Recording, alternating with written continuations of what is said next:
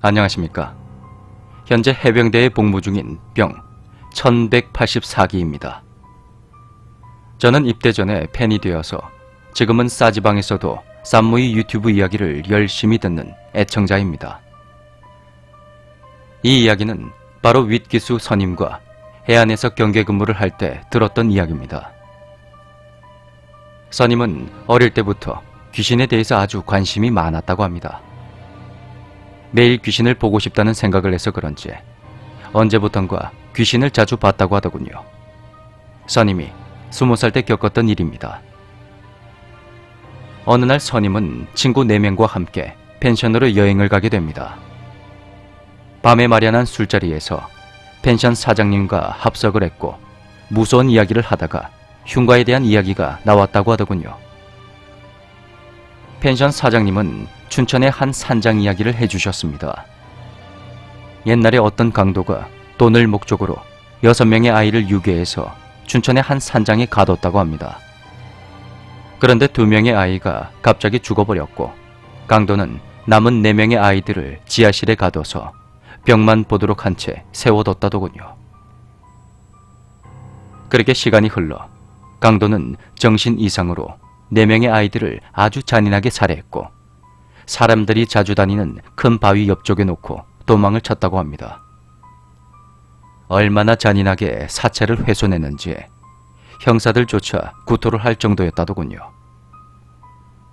강도는 조사 과정에서 누군가 계속 자신을 쳐다보는 느낌이 들어서 4명의 아이들을 그렇게 세워뒀다고 하더군요.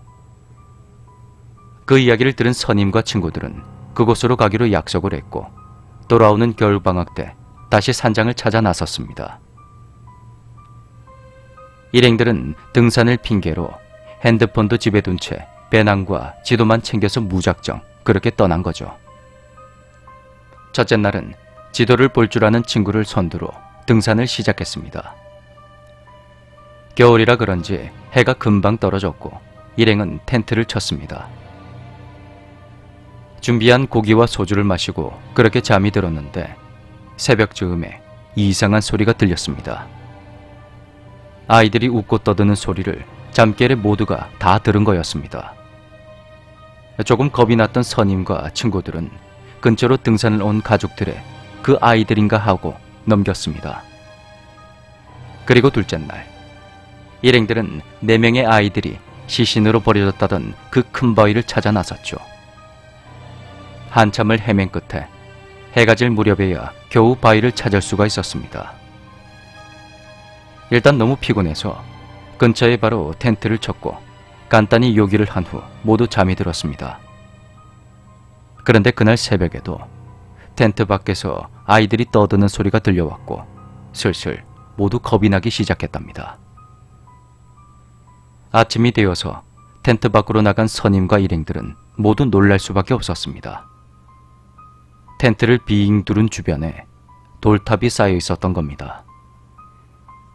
다들 너무 무섭고 소름이 돋았지만 여기까지 온 이상 누군가의 장난으로 지부했고 산장을 찾아 나섰습니다.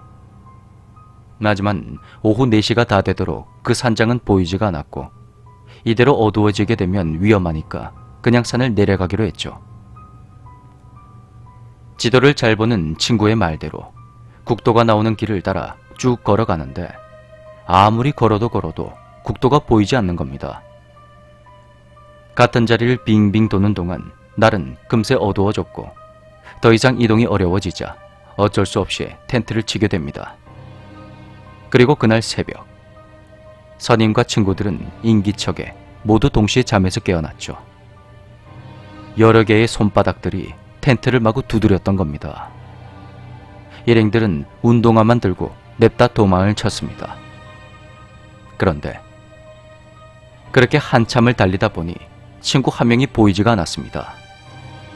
남은 4명은 친구를 찾아 다시 산으로 가야 할지 일단 산을 내려가서 신고를 해야 할지 그렇게 옥신각신하다가 결국 친구를 찾기로 했습니다. 날이 서서히 밝아왔고 텐트로 돌아가 봤더니 돈과 지도가 든 가방 2개가 사라지고 없었답니다. 일행들은 텐트는 버려두고 겨우 남은 배낭만 챙겨 하루 종일 산속을 헤맸습니다. 그렇게 해가 저물어 가자 체력도 바닥이 났고 모두 주저앉아 자포자기하고 있는데 어디선가 비명소리가 들려왔습니다. 일행들은 연이어 들리는 비명소리를 따라 그렇게 뛰어갔고 그 순간 말로만 듣던 그 산장이 나타났다고 합니다. 선임은 그동안 수많은 흉가와 폐가를 다녀봤지만 그런 엄청난 기운을 뿜어내는 곳은 정말 처음이었다고 합니다. 그런데 친구 한 명이 갑자기 전속력으로 뛰어서 산장 안으로 들어가더랍니다.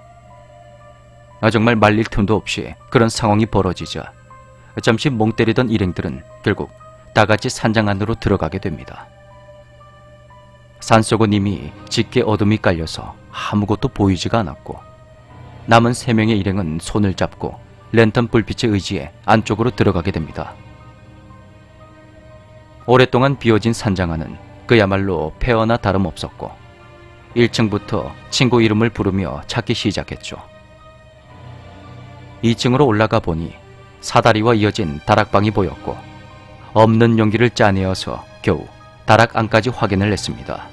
하지만 친구들은 그 어디에도 없었습니다.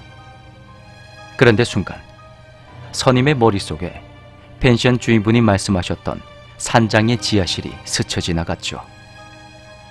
일행들은 바닥을 유심히 들여다봤고 바닥에 깔린 카페트를 뒤집어 봤더니 녹이 쓴 채로 쇠로 된 손잡이 같은 게 보였답니다.